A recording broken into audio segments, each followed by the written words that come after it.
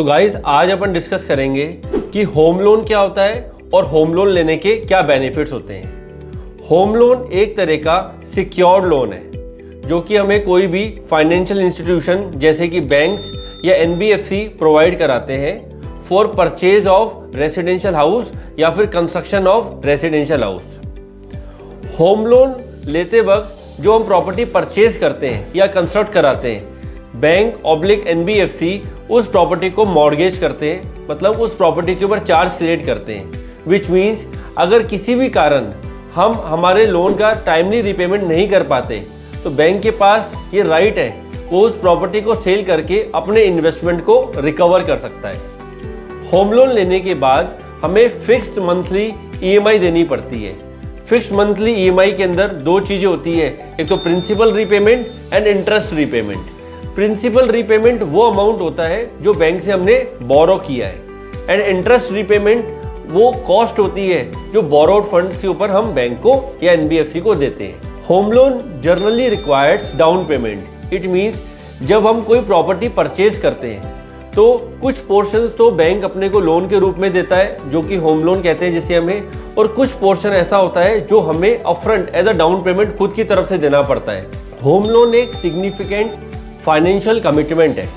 तो हमें क्या रिक्वायर्ड है, हमें ज़रूरत है कि हम होम लोन का जब सैंक्शन लेटर साइन करें बैंक या एनबीएफसी के साथ में, तो हम देखें कि हमारा लोन अमाउंट कितना है, हमारा रीपेमेंट टेन्योर कितना है, हमारे लोन में एप्लीकेंट्स को एप्लीकेंट्स क्या है, हमारा जो रीपेमेंट है वो कौन से अकाउंट से जाएगा, हमारी रेट ऑफ इंटरेस्ट क्या है, हमारा पार्ट पेमेंट का कोई चार्ज है क्या, हमारा कोई फोरक्लोजर का चार्ज है क्या। तो this is all about home loans जो हमें ध्यान में रखना चाहिए होम लोन लेते वक्त। अब हम देखते हैं कि होम लोन के क्या बेनिफिट्स हैं। पहला बेनिफिट, होम ओनरशिप। आप एक मकान के मालिक बनते हैं। होम ओनरशिप एक आपको सेंस ऑफ सिक्योरिटी प्रोवाइड करता है, सेंस ऑफ स्टेबिलिटी प्रोवाइड करता है, एक कंट्रोल प्रोवाइड करता है उस घर के ऊपर। सेकंड है टैक्स बेनिफिट्स। जब हम होम लोन लेते हैं तो होम लोन के साथ कई सारे टैक्स बेनिफिट्स भी आते हैं जो हम हमारे एक अनदर वीडियो में डिस्कस करेंगे। थर्ड है फिक्स्ड मंथली पेमेंट। जब आप एक होम लोन लेते हो तो आपको हर महीने एक फिक्स्ड ईएमआई का पेमेंट करना होता है, जिससे आप अपने एक्सपेंसेस को तरीके से प्लान कर सकते हो, अपना बेटर फ्यूचर प्लान कर सकते हो। फोर्थ पॉइंट है इन्वेस्टमेंट पोटेंशियल।